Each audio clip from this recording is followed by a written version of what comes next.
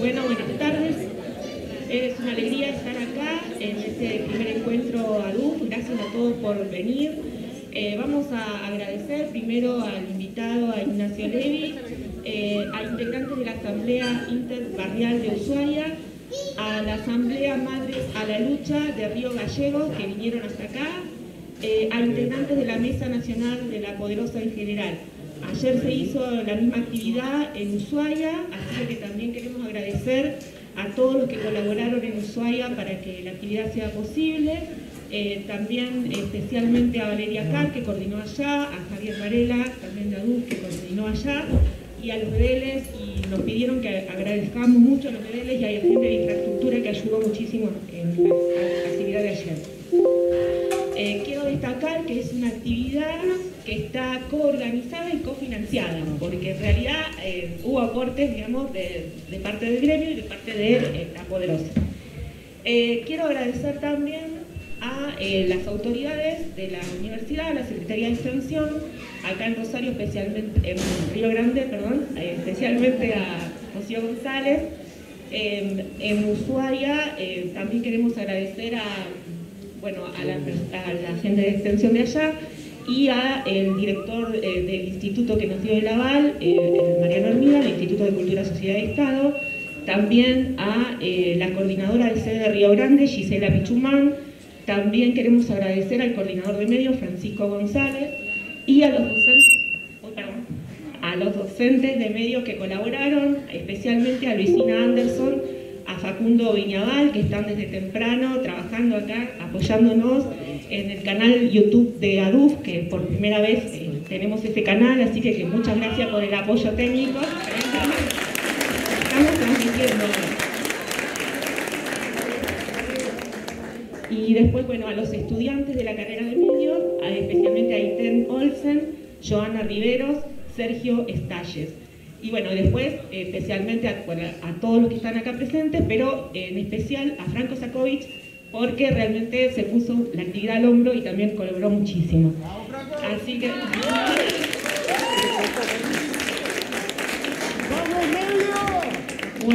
creo que no me presenté, soy Karina Giomi, todo al revés, dice, pero soy secretaria de ADUF y acá les voy a presentar a Mariel Valderramas, que es la secretaria adjunta.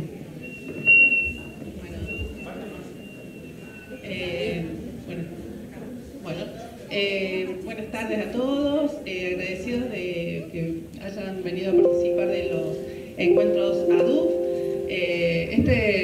Estos encuentros los venimos sosteniendo desde el año pasado como espacio de reflexión, de encuentro con la comunidad en general, trayendo diferentes referentes. En este caso, nos visita la Poderosa, tenemos el gusto de que estén acá, con su referente Nacho Levi, que, como todos saben, muy conocido en el campo popular y en el territorio, que de alguna manera nos invita a nosotros como universidad a entrar un poquito a este territorio y a este campo popular, que a veces la universidad se distancia un poco. Le doy la palabra a mi compañero de prensa, que ya lo presentaron. Hola, buenas, ¿cómo están? Gracias a todos por venir. Y sin demasiados preámbulos, nosotros presentamos a Nacho Levi, comunicador popular, obviamente referente de la Garganta Poderosa, de la Poderosa de la Garganta Poderosa, así que, vamos a él, que es para lo que venimos, ¿no? Gracias.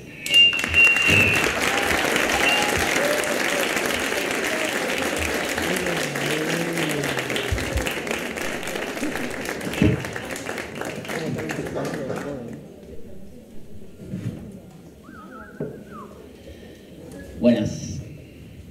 Perdón.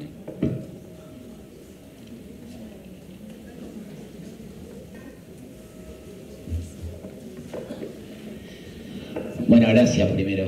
Gracias de corazón y de muchas gargantas.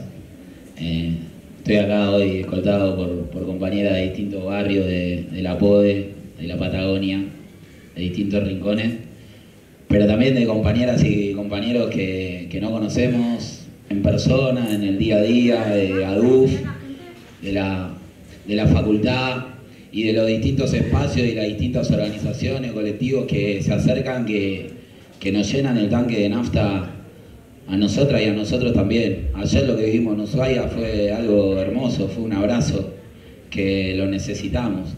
Creo que todas y todos estamos necesitando un poco eso. Y esto podría suceder en cualquiera de los barrios.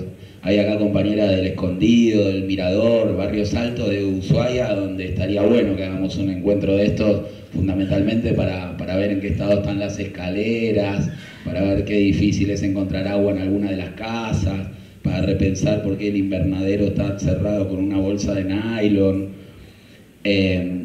Pero mientras tanto eso no sucede, esto es un montón. Y esto no se da por inercia, ni por casualidad, ni por la voluntad del mercado. Esto se da porque existe la universidad pública que defendemos y vamos a defender en cualquier escenario, venga quien venga y caiga quien caiga.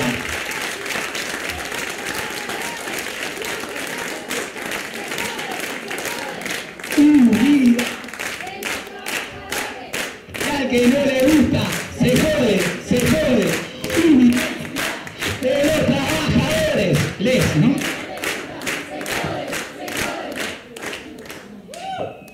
Bueno, aguante, a esto vinimos. Y después a tratar de poner en palabras algo de todo lo que no se ve tanto. Por ahí sí, compañeras y compañeros que estamos acá, porque termina siendo medio autoflagelante, no sé si existe la palabra, pero seguro me entendieron, darnos con un látigo entre quienes vivimos pensando y repensando las prácticas sociales, universitarias, cómo vincular la teoría con la práctica, y entonces venimos a escuchar esta charla y cuando nos encontramos en esta charla nos vamos con un látigo y decimos no puede ser. Pero de eso se trata un poco, de reflexionar sobre nuestra práctica, de ver cómo las compartimos con el resto y cómo echamos luz sobre una realidad que no se ve tanto. Nosotros y nosotras, los que vinimos desde Buenos Aires en esta ocasión, pensamos que íbamos a un lugar muy lejos y en cuanto llegamos ayer al Mirador nos sentimos que estábamos muy cerca. Pensábamos que era un paisaje muy distinto y nos encontramos un paisaje bastante parecido. La realidad es que el Escondido o el Mirador se parecen mucho más a Zabaleta o a la 31 que al centro de Río Grande o al centro de Ushuaia. En la patria grande y en la patria baja, decimos nosotras y nosotros. Compañeras y compañeros que están de Buenos Aires acá vienen de una Buenos Aires que no se ve por la tele.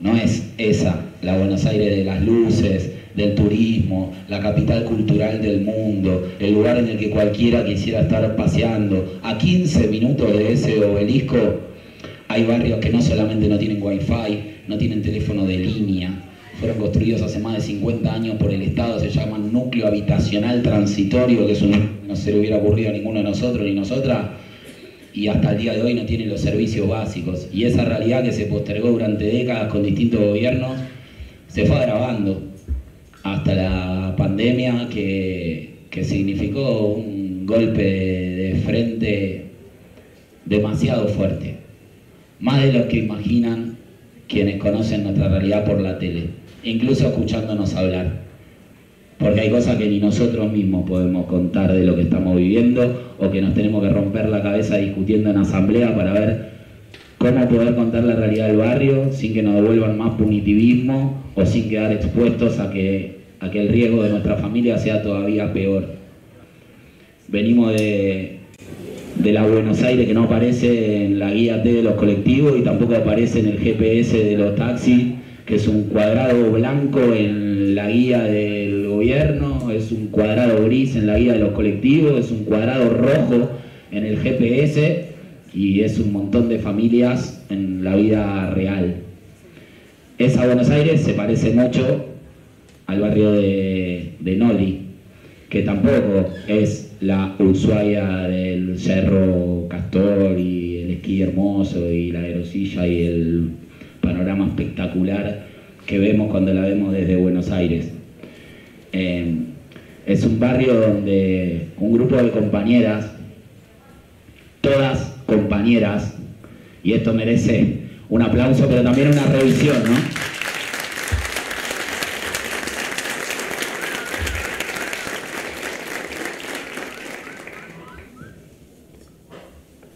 Compañeras, mujeres, en su mayoría hermanas de nuestra patria grande, algunos dirían migrantes, nosotros creemos que son hermanas y hermanos de esta patria baja de la que estamos hablando, convivientes de un continente silencioso, que se empezaron a organizar allá por 2018, también en Río Grande. Creo que estaba Silvia por ahí, hay compañeras que han hecho alguna experiencia en los barrios de acá y en Ushuaia siguen trabajando hasta el día de hoy. En principio para cocinar y levantar una olla para 90 personas, mientras funcionaba una biblioteca itinerante, una jugoteca, un espacio de cine debate.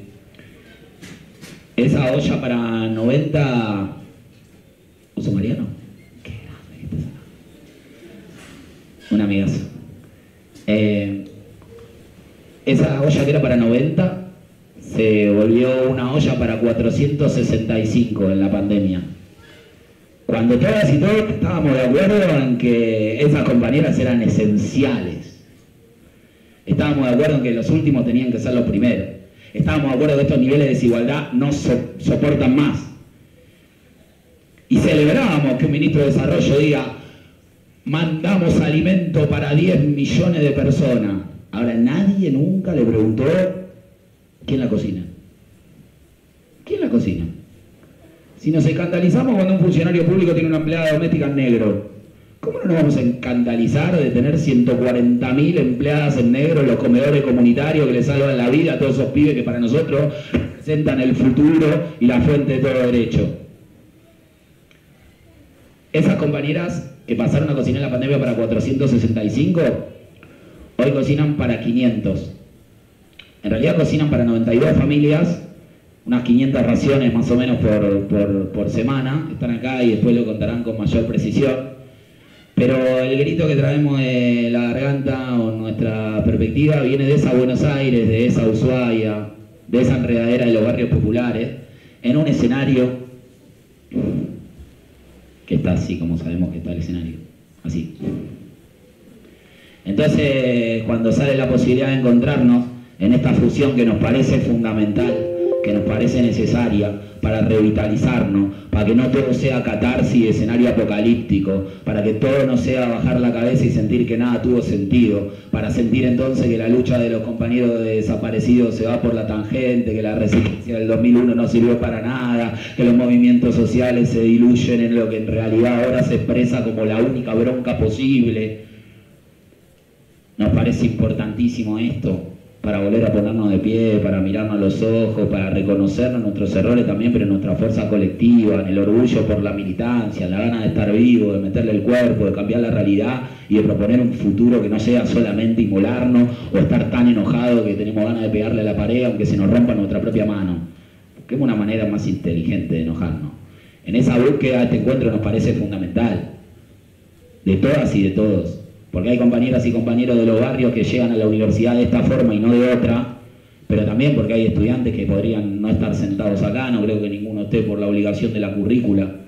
Y es de este encuentro que se hicieron todas las gestas revolucionarias, importantes, significativas, humanitarias en la historia de nuestro país, en la historia de nuestra patria grande. Nosotros celebramos este encuentro, parece que tiene que salir algo bueno. Ayer parte de lo que pasó en Ushuaia es que todos nos quedamos recalculando que esa misma compañera que están cocinando esas ollas en sus propias casas, sin asistencia del Estado, sin reconocimiento salarial, sin derechos laborales, a esa misma compañera son las que los compañeros que centralizan la redacción de La Garganta les piden que graben el video de la olla cuando por calefaccionarse con leña se incendia la casa. Mientras tenemos dentro de la universidad un montón de pibas y pibes con una sensibilidad social deprimidos en la disyuntiva de la distancia que existe entre su teoría y su práctica. Les necesitamos acá, por favor, venimos a pedir auxilio. Bueno, esa fusión nos parece necesaria y cuando pensamos cuál va a ser el eje de la conversa, se nos hace el mismo matete que a ustedes, porque pensamos acá para compañeras y compañeros que dicen que es interesante ver de qué se trata, una experiencia comunitaria, pero no saben ni quiénes somos ni qué hacemos, y entonces tendríamos que estar acá contando el cuentito de cómo nos hicimos. Pero si nosotros hacemos un cuentito autorreferencial de cómo es nuestra organización y de cuándo nacimos y de qué se trata, tal vez viene cualquiera de los que esté verdaderamente angustiado u oprimido por este escenario coyuntural y diga, estos pibes vienen un nuevo pedo, porque se supone que lo que tendríamos que estar hablando es cómo nos corremos de este drama en el que estamos inmersos. Entonces, la síntesis sería contarle un poquito de quiénes somos, de qué venimos y a dónde vamos, y a partir de eso dirán ustedes, diremos todos, para dónde la vamos llevando. La PODE es un movimiento social que nació, como casi todo lo lindo de nuestro tiempo, de las madres, de las abuelas, del ejemplo de aquellos compañeros y de lo que aprendimos en el 2001, lo aprendimos, ¿no? Yo creo que lo aprendimos. Ahí nos encontramos en las calles, nos encontramos en las ollas, y pongo entre preguntas si lo aprendimos porque algo nos pasó en el 2001 que en la pandemia nos pasó un poco de vuelta. ¿Se acuerdan Piquete y Cacerola, la lucha de una sola? Y después cuando empezaron a volver los ahorros, eran como varias luchas. Y en la pandemia también teníamos una mirada común respecto de dónde estaba la urgencia, dónde estaba la necesidad, dónde tenía que estar la prioridad. Y cuando digo teníamos, digo todas y todos lo teníamos. Nosotros no somos una organización con filiación partidaria, somos un movimiento popular que tiene por único punto de encuentro, acá tengo un montón de compañeras al frente, que no solo estoy seguro que han votado distintos candidatos, ni siquiera sé a quién votan, pero eso no nos inhibe encontrarnos para construir la dinámica de la construcción colectiva de nuestra comunidad. Nos ponemos de acuerdo en todo eso para construir un bastión o un dique que vaya más allá de las definiciones electorales o las políticas partidarias. No porque estemos en contra de la política, no porque nos parezca mal la política partidaria, no porque nos dé lo mismo cualquier partido político. Tenemos la agenda del campo popular, las diferencias que hay acá van a estar dentro de las alternativas del campo popular. Ahora en nuestros barrios ya han visto las distintas perspectivas que hay y hay que pensar y hay que entender cómo. Entonces, para que el campo popular escuche, está bueno que haya una junta de compañeras y compañeros que aún sin votar al mismo candidato pueden construir, por ejemplo, una garganta común. En ese escenario,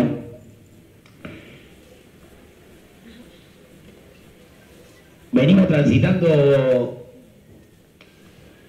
un camino de encuentro y de desencuentro que nos trajo alguna conquista y alguna derrota, pero que fundamentalmente nos puso a pensar cómo podemos comunicar a la afuera la complejidad del escenario que estamos viviendo, a la afuera de los territorios, de los barrios, digo, porque a veces parece que fuéramos como planetas separados, con sensatez, porque si acá no podemos hablar en la universidad pública, ¿para qué la defendemos? Y esto no quiere decir que vamos a hacer la catarsis en medio de las elecciones para pegarle al gobierno más popular posible. Estamos en este escenario porque el gobierno no ha sido lo popular que debería haber sido y nosotros fuimos testigos protagónicos de esa realidad, porque cuando decía recién que la pandemia se parecía al 2001 porque nos olvidamos de esa realidad absoluta, nos olvidamos que a nosotros nos recibió el presidente en Olivo con todo el gabinete desplegado como si fuéramos los zapatistas, y nosotros no fuimos ahí para salir en la tele, no fuimos ahí para firmar o para transar que estábamos alineados a una gestión de gobierno. Fuimos porque nuestros barrios necesitaban del Estado y fuimos con una agenda propositiva de proyectos que abordaban las problemáticas de nuestros barrios, cuando se nos moría el negro, cuando se nos moría Ramona sin agua en la Villa 31 y lloraban en todos los canales de televisión diciendo que eso no podía ser. Compañeras y compañeros en ese escenario ponían el cuerpo, también ponían la cabeza para construir una carpeta así de respuestas para nuestros barrios. No solo que no tuvimos devolución de esa respuesta, estamos convencidos que ni siquiera la abrieron esa carpeta. Y ahora nos preguntan, ¿y qué pasó en las elecciones en los barrios populares? Y vayan a abrir la carpeta que se van a enterar lo que pasó. Se van a enterar lo que pasó. Entonces, desde ese lugar hay un punto de lo que tenemos que reconstruir y no seguir destruyendo, que es con sensatez y con autocrítica. Nosotros venimos de una cancha de fútbol. Somos una organización que, así como nacieron algunas en un espacio de apoyo escolar o en una olla popular, nació de la necesidad de encontrarnos como nos encontramos acá, en un potrero. Pibas y pibes, entrenadores, entrenadoras, en el 2004, pensando una realidad común, o cómo salir de ahí, o cómo jugar juntos. Algo que tendríamos que pensar acá, entre la uni y el barrio. ¿Cómo la armamos juntos? Una de nuestras compañeras, que hoy es parte de nuestra juventud, pero en ese momento tenía 8 años, que se llama Tati, jugaba en el equipo. Y jugaba muy bien, pero era la única mujer que jugaba en el equipo. Y entonces salió el debate de por qué. Qué loco, ¿no? Nos faltan hombres en los comedores de los barrios y nos faltan mujeres en el espacio de... no es tan raro. Una propuesta que surgió en ese debate, estamos hablando de chicos de 9, 10 años, fue que el gol de la mujer valiera doble. Ustedes dijeron, boludo, pero eso es como contradiscriminar. Entonces que el gol de la mujer vale doble si tiene 2 piernas y todo, juega igual que nosotros. Bueno, boludo, pero si vos nunca la dejaste jugar, las compañeras no saben jugar como vos, porque vos jugaste 1000 partidos y la compañera no jugó ninguno, y cuando viene vos ya jugaste 1000 partidos porque jugás mejor, no le pasás la pelota, la compañera no aprende a jugar a la pelota rápido porque no la toca. Ese argumento empezó y llegaron a un consenso que el gol de la mujer valía doble. Los equipos que no tenían mujeres salieron a buscarla. Los que antes no se la pasaban trataban de apuntarle el córner con fuerza, aunque fuera para que le peguen la pierna y entrara, pero que la pelota le tocara. Y ese modelo de participación conjunta y de decisión consensuada hizo que al poco tiempo muchísimas pibas jugaran en el barrio y la clausura volviera para atrás. Porque andá a decir hoy que el gol de la mujer vale doble y te corren hasta tu casa porque hay un montón de compañeras que juegan igual que un montón de compañeras porque tuvieron la posibilidad de jugar un montón de tiempo. De replantearnos esas normas y ese escenario y trabajar colectivamente, se empezó a armar lo que hoy es una enredadera de 114 asambleas de los barrios populares en todas las provincias de Argentina y en todos los países de América del Sur. No porque hayamos desarrollado un capital financiero que nos permita viajar, no podríamos estar ni acá si no fuera por ADUF, pero sí porque la academia, en su versión crítica de sí misma, a través de Claxo, por ejemplo, nos empezó a invitar a distintos congresos donde se encontraban intelectuales del mundo a discutir los postulados de Paulo Freire y la educación popular, pero hospedados en hoteles 5 estrellas después de haber salido de la universidad, cuando nosotros no nos podemos encontrar los vecinos de Ushuaia con los de Río Gallegos porque no tenemos cómo pagar el viaje. Entonces está buenísima la idea de la educación popular, pero ya cuando vamos a hablar de dar educación popular la empezamos a discutir. ¿Cuál sería dar educación popular? Y es raro que la academia, aún en su versión progresista, interprete que la educación popular viene a poner en valor la práctica sobre la teoría, pero solo la ponga en valor en la teoría y no en la práctica, porque los recursos que tienen para esos foros de intelectuales van a esos rockstars de la sensibilidad intergaláctica y 2 o 3 morochines que corren por ahí. Cuando empezamos a discutir esas normas, esa realidad, esa calidad de los saberes que cada uno tenía, nos dimos cuenta de que no podíamos seguir esperando las migajas que nos dieran los mismos que nos estaban demonizando, y construimos un medio propio que es La Garganta y es nuestra cooperativa de comunicación. Y ahí también hubo que resetear todo y demoler y construir de cero. Porque vinieron los compañeros de la Facu que trabajaban en distintas universidades de periodismo. Yo también trabajo en una de esas, ahí lo conocí a Mariano, que saludé antes. Y en esas escuelas de periodismo se enseña una técnica para escribirle una noticia que consiste en responder 5 preguntas en la cabeza informativa. Entonces esas 5 preguntas son quién, cómo, cuándo, dónde y por qué, y esa técnica se llama la 5W. Cuando un compañero transmitió esa técnica en el barrio, un filósofo de nuestro barrio que tenía 12 años, el Kiki, le dijo, ¿y por qué se llama la 5W?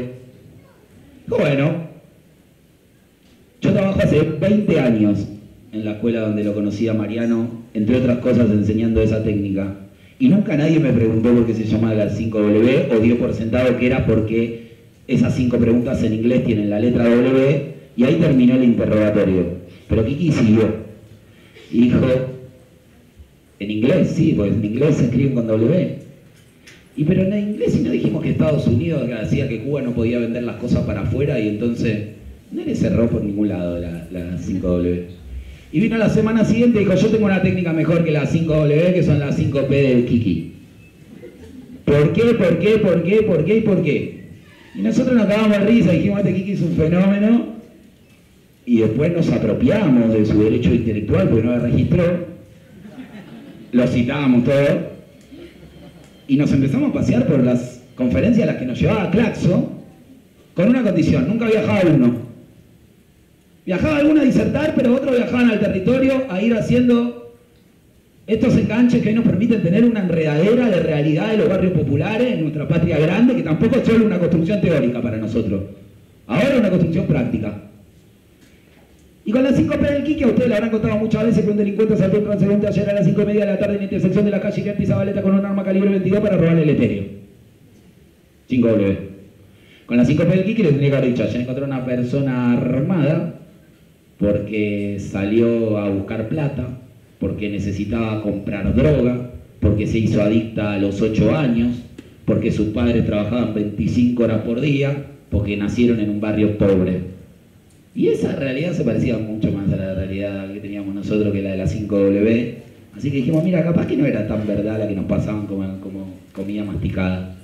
Y un poco nos empezamos a erguir, que es lo que tenemos que hacer ahora, ¿no? Levantar la cabeza y dejar de mirar a un chabón que grita como un desaforado en los stand-up que hace, canalizando el enojo legítimo de un montón de gente, como diciendo, ¿y nosotros qué tenemos para decir a esto? ¿Y nosotros qué hicimos? Y ponernos de pie y empezar a valernos del orgullo de haber construido comunidad donde la construimos colectivamente, gracias a la universidad pública, gracias a la salud pública, y recuperar esos valores, recuperar esa fuerza que nos dejaron todos esos ejemplos, y no comernos el viaje de la soberbia que también nos hizo daño a nosotras y a nosotros por nuestra propia responsabilidad. Porque esta autocrítica que nos cabe no es que le cabe al gobierno, le cabe a la universidad, y nos cabe a nosotras y a nosotros. Entramos en una vorágine de locura. Los movimientos sociales, los dirigentes sociales, compañeras y compañeros que militaron en otros tiempos, que era insostenible. Teníamos un nivel de alienación a nombre de una causa justa muy comparable a la alienación que combatía nuestra causa justa. Y nos acostumbramos a decir, por ejemplo,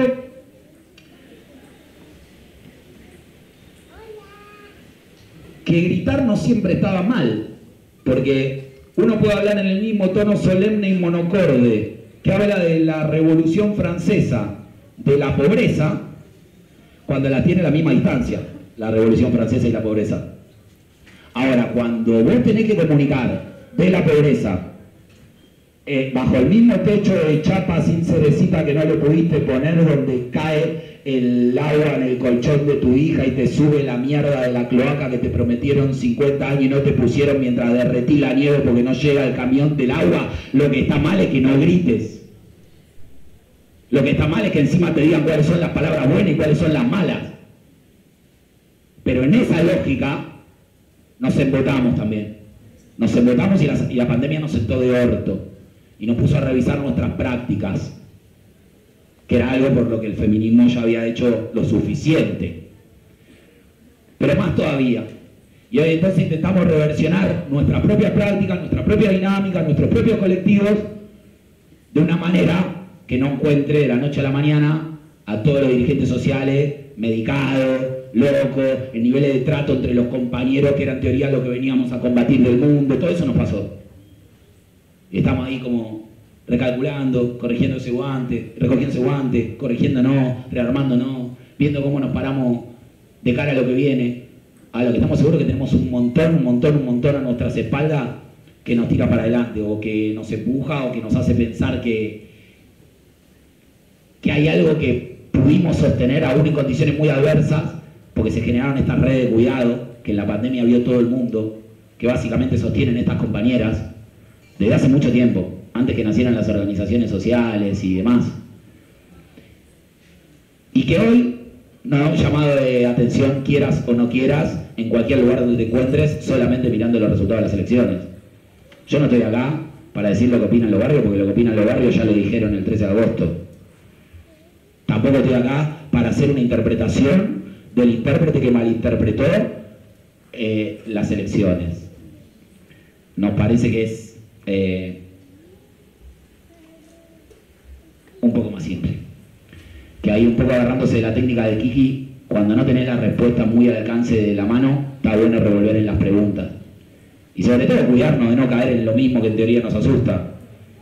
Porque nos asusta el fascismo, el prejuicio, la hostilidad, y después decimos, no, pero esto de acá encima, mirá, estos son pobres y todos fachos porque votaron a Milei. Mirá. En Villa Soldati ganó Milei. Y en Villa Soldati no hay ningún voto facho. Facho es creer que en Soldati hay un voto facho. Hay un voto que se debe explicar con un montón de variables que también tal vez no estamos dimensionando, ¿no? Desde el que no abrió la carpeta que dejamos en Olivo, hasta muchas y muchos que tenemos más ganas de hacer coincidir nuestro dogma, nuestro librito y nuestro diagnóstico con la realidad, que de mirar la realidad misma, que no se ajusta necesariamente a nuestro librito, y más bien sucede poco lo contrario. Entonces no tenemos la respuesta acá para decir qué pasó en Soldati, pero me parece que podemos revolver un poco las preguntas. Entonces, no sé, 4 o 5 preguntas. Por ejemplo, ¿cuál fue la última elección de la democracia representativa que supimos construir y que vamos a defender, que le cambió la vida de manera determinante a los habitantes de las villas, los barrios populares, los barrios pobres? ¿Seguimos revolviendo un bol con los mismos nombres? ¿Son las mismas caras? ¿No es un poco insólito? Y esto de verdad, a puerta cerrada, me chupo un huevo lo partidario, lo sectorial, pero es algo que no puedo explicar. Todos los paisajes políticos que vimos pasar por este país entre el 2001 y el 2021, del cacerolazo al coronavirus, todos esos paisajes políticos, somos 40 y pico de millones, y seguimos revolviendo un bol con las mismas 50 caras, que ya se fueron corriendo de los huevazos en 2001 y ahora aparecen con la imagen positiva del 67% según la consultora de no sé quién. ¿No es como, es un poco insólito? De todas las respuestas que escuché de votantes de Milei en la tele y todo eso, la que me pareció más, fue uno que le decían, ¿y vos por qué votaste a Milei? Y porque no estoy podrido. Bueno, pero en realidad si va a ganar Milei, el periodista se pone en plan evangelizador, ¿viste? No, porque en realidad... Dice, bueno, ponele que todo lo que para mí lo que voy a decir no va a ser así, pero ponele que todo lo que voy a decir va a ser así y va a ser la primera vez que me caga Milei. No me parece menos grave el escenario, no me parece menos dramático que podamos llegar a tener un presidente de esas características. Pero me parece más fácil de entender algunas cosas para revisar qué es lo que puede estar fallando. ¿Por qué será que los pibes de 20 no se enamoran de lo que nos cagaron en 2001, 2010, y por ahí está difícil, ¿viste? Por ahí habría que dar un poquito de lugar para esa rebeldía, para esa cara nueva. Entonces, ¿cambió la vida de los barrios pobres las últimas elecciones, las anteriores? ¿Seguimos eligiendo entre los mismos nombres? La mitad de nuestra sociedad está por debajo de la línea de la pobreza. La mayoría de las compañeras y los compañeros de barrios populares tienen muy pocos derechos que perder. ¿Sabemos cómo inciden los medios y para quién operan? Y si esas respuestas, más o menos está el diagnóstico. No sé si necesitamos que venga alguien de Harvard o de Buenos Aires, digamos. Es eso. Vamos a llevarla al barrio de mi compañera acá adelante. El Escondido, el Mirador, ahí de Ushuaia, que de ahí venimos. Y yo digo, ¿cuánto sale la canasta básica acá en Ushuaia?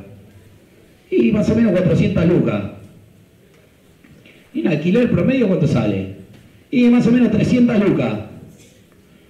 ¿Cuántos compañeros tenemos que cobran 700 lucas ahí en el...? No tenemos tanto, ¿no?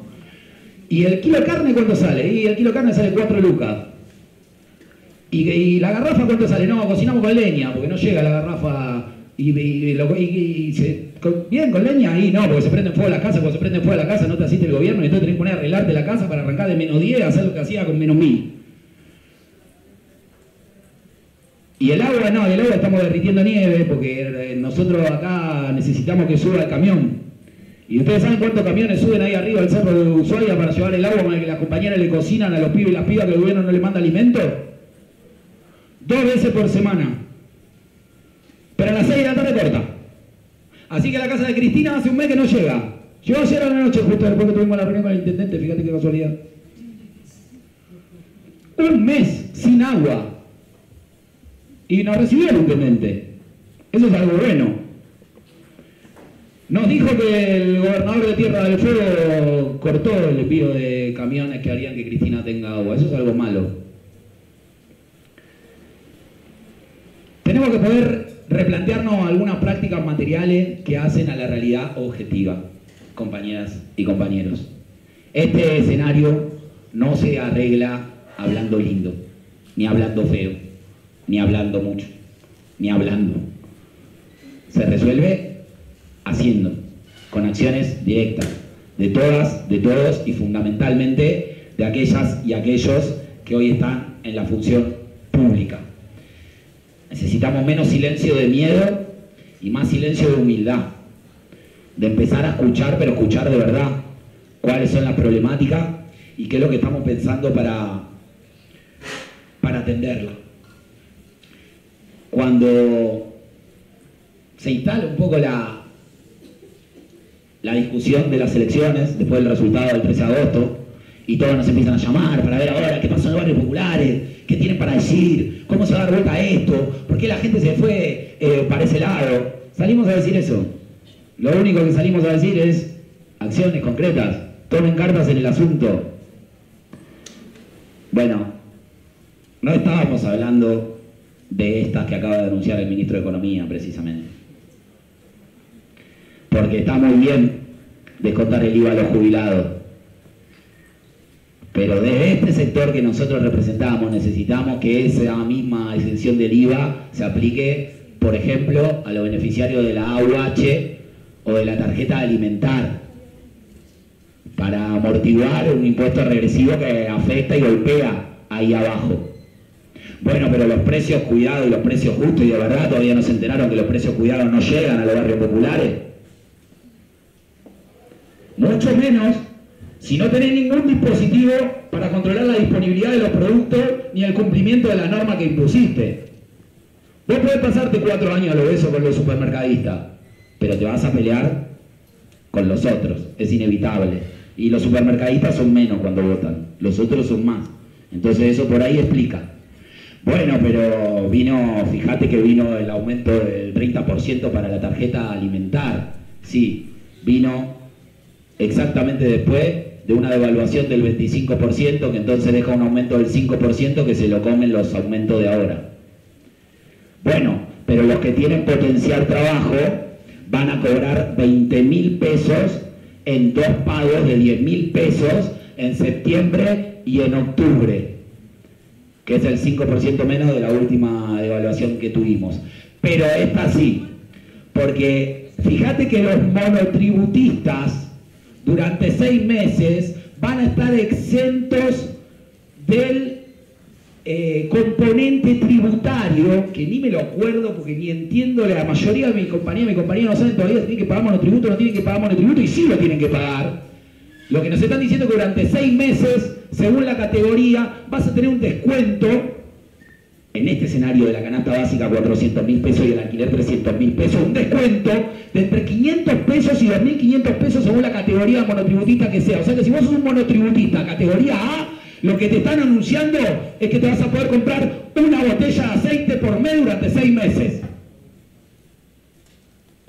Si estas son las acciones, no nos entendieron.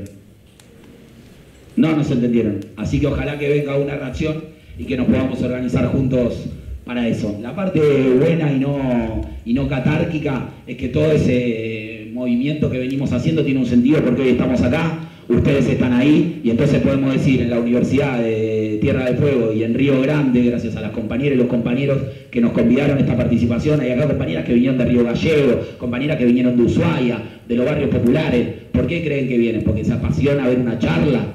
¿Porque querían venir a ver qué tal estaba decorada la universidad?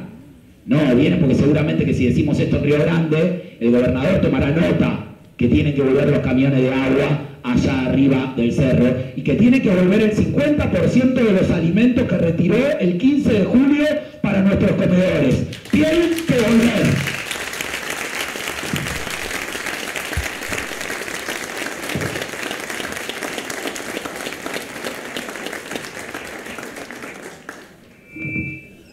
Hay un montón de reclamos que tenemos atragantados porque, así como decimos esto del gobernador, a nosotros el Ministerio de Desarrollo de la Nación nos debe 1000, no es una metáfora, 1000 toneladas de mercadería del último año, 1000 toneladas de alimento. Nuestra verga no estaba en la 9 de julio cuando la vieron la semana pasada en los noticieros cortada de punta a punta para que te dicen, pues no, pero esas son las organizaciones troscas. Pero si fueran organizaciones que por voluntad política quieren hacer eso, lo hubieran hecho 1000 veces. Y no lo hubieran podido hacer si no tuvieran ahora tantas compañeras y tantos compañeros que efectivamente están alimentando a las pibas y a los pibes, que no alimenta al Estado, sin los salarios, que no tienen la cocinera, también sin alimentos. Horacio Rodríguez Larreta y Alberto Fernández, cuando murió Ramona, nos prometieron que iban a blanquear a las trabajadoras en negro de los comedores comunitarios. Y no solamente que esas compañeras siguen trabajando sin salario, sin aguinaldo, sin vacaciones, sin derechos laborales, sino que siguen cocinando sin alimentos. Entonces, por supuesto, gobernador, que el Ministerio de Desarrollo Social tendría que hacer llegar los alimentos a todos los comedores. Ustedes saben que en todo Ushuaia no hay una sola boca formal de comedores comunitarios asistidos por el Ministerio de Desarrollo de la Nación. ¿Y saben que la respuesta que nos dan a las organizaciones sociales es que el problema es el flete? Porque queda muy lejos de dónde, es el país que gobernás, es tu territorio. No llega un camión. Entonces el gobernador podría decir, bueno, Desarrollo de Nación no manda, es tu provincia, hermano. Y el intendente puede decir, bueno, pero el gobernador es tu ciudad, hermano. Entonces nos juntamos y dice, voy a hablar con los de la Anónima, porque en un momento nos ayudaron, quizá ahora pueden ayudar. ¿Qué cambió ayer? ¿Que vino un chabón blanco porteño que sale en la tele? Porque si la Anónima puede ayudar, tendría que estar ayudando de que se están cagando de hambre las compañeras de los barrios de arriba. Entonces ahora tiene que venir la respuesta. Y estamos acá para que venga, eso es lo que estamos tratando de construir. En medio de esta catarsis, que parece apocalíptica, parece que estamos enojados, que somos unos locos de mierda, pero que en realidad nos sostiene vivo a nosotros, en pie de lucha, haciendo sentir que toda esta comunidad que construimos tiene un sentido, y que además nos damos el lujo de ver una luz de esperanza en nuestras pibas y en nuestros pibes. Ese flagelo que a ellos los indigna en los programas de tele, dice la juventud está perdida, se derechizó la juventud, pero qué manga de cara dura. Yo hubiera amado que a los 20 y pico de años, cuando formamos los movimientos sociales, porque teníamos los huevos llenos de los partidos que detonaron en el 2001 y había que construir algo nuevo, hubiéramos tenido un dirigente de 20 y pico con la profundidad de voz, con su capacidad de movilizar pibas y pibes, con su accionar, creando un propio idioma. Tal vez tenemos que dejar de esperar que las pibas y los pibes vengan a jugar a la arena política que no nos funcionó, para ver de qué manera jugamos nosotras y nosotros en la arena política que ellos están construyendo. Pibes como vos, como Ofe, como otro, en una banda, y adentro de nuestras organizaciones ni hablar. Las pibas que nos hacían emocionar en el Congreso y que cualquiera de nosotros de 40 para arriba se pone a hablar. Y te pensás vos a los 13 años, a los 14 años, y decís, pues yo era un pelotudo al lado de esta piba. No se derechizó la juventud, se hinchó las bolas de las recetas que no funcionan, hermano. Entonces hay que construir una. Y bajarnos de los dogmas. Esto no se resuelve con un librito, por más progre o revolucionario que sea, Los quilombos que hoy tenemos en los barrios, porque hablar hoy de distribución de la riqueza y no hablar de la metástasis del narcotráfico, no en Rosario solamente, en Capital, en el conurbano, la única diferencia es la pauta que ponen para callarla. Pero hablar de igualdad o redistribución, sin hablar de las balaceras cotidianas que desatan el narcotráfico en los barrios, es el nuevo negacionismo. Es como hablar de desarrollo urbano en Ucrania sin haciendo cuenta que no están cayendo bombas. Hay que repensar desde ese escenario cómo construimos una salida que es con los jóvenes y que es con los barrios y esta red de cuidado que se hicieron sin ningún tipo de asistencia, sin ningún tipo de acompañamiento. Cuando el presidente dice no mandamos los alimentos porque el FMI, y el gobernador dice no mandamos los alimentos porque Nación, y el intendente dice no mandamos los alimentos porque el gobernador, esta compañera que están acá no dice ni el intendente, ni el gobernador, ni el presidente, ni el FMI, dice hay que darle de comer a los pibes, le dan de comer a los pibes. Entonces si esas compañeras pueden, ¿cómo no vas a poder vos que estás en una oficina con calefacción cobrando un salario del Estado que después cuestionás o defendés? Me da lo mismo, es de eso que se hincharon la bola de los pibes y las pibas. Pero en nuestro barrio no estaba la gente votando la abolición de la ESI, el voucher educativo, la incapacidad de poder tratar a tus viejos cuando se enfermen de cáncer por la mierda que le está dando de comer con los agrotóxicos que regapan, que se enriquezcan lo mismo que ellos son ricos. No es eso lo que se está votando. Se está votando algo de distinto, algún programa entre quienes son vivos para aprovechar eso como lo fueron siempre y tienen poder y plata como tuvieron siempre. Ah, no, pero nosotros vamos a hablar en contra de la tecnología porque somos comunicación popular y entonces no tenemos TikTok. Somos unos pelotudos que no tenemos TikTok nosotros, pero no pudimos todavía organizarnos para eso. No me da orgullo, me da vergüenza. Después veo a los jóvenes de mi ley haciendo un caso y dicen, vos estás al Counter Strike, te sale tantos dólares y ahora no sé cómo. Y nosotros no estamos hablando ni esa propuesta ni ninguna otra. Entonces tenemos que recoger el guante en la facu, en el barrio y recoger de la historia toda la nafta que nos trajo hasta acá. Toda la nafta que nos trajo hasta acá. Porque estos 40 a lo que nos estoy dando con un látigo, con esa palabra que inventé al principio, nos hicieron 30.000 compañeros que no están. Y que salieron a la calle, no cuando el escenario pintaba mejor que ahora, No crean que los pibes de la noche de los lápices la tenían más fácil. Salieron y nos regaron a nosotros. Y después vino el 2001, que parió todas las organizaciones sociales, las buenas, las malas, pero las que hicieron los comedores que hoy dan de comer a los que no le da de comer ni el presidente, ni el gobernador, ni el intendente. Y eso lo hicieron Maxi y Darío.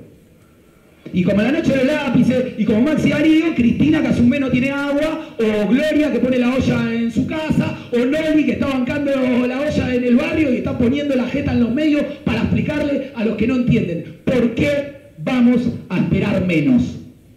¿Por qué vamos a esperar menos que de Noli, que de Cristina, que de Maxi, que de Darío, que de la noche del lápiz, en cada uno y cada uno de nosotros? Está esa fuerza, esa posibilidad y esa responsabilidad. Y esa responsabilidad. Entonces a nosotros hasta acá nos trajo una lucha que nos impone la responsabilidad de perpetuarla. Nos abrieron un camino que nosotros tenemos que abrir para que las pibas y los pibes tengan una mejor manera de saldar su enojo que pegarle una piña a la pared y romperse la propia mano. Hasta la victoria siempre tienen tatuado un montón de compañeros, se volvió un lema para nosotros, no sé si hasta la victoria, pero por lo menos hasta un futuro con dignidad. Que no entienda la libertad como una mercancía en una marquesina, sino como un grito de libertad de la Quiaca hasta las Malvinas. Muchas gracias.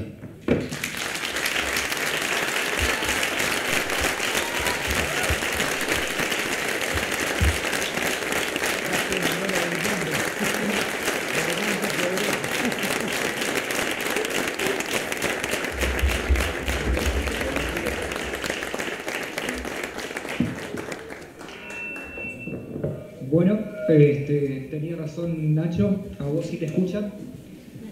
Conmigo seguramente eso no va a pasar, entonces ahora la idea es que ustedes hagan sus preguntas o bueno, sus opiniones o lo que quieran comentarnos y les alcanzamos el micrófono, ¿sí?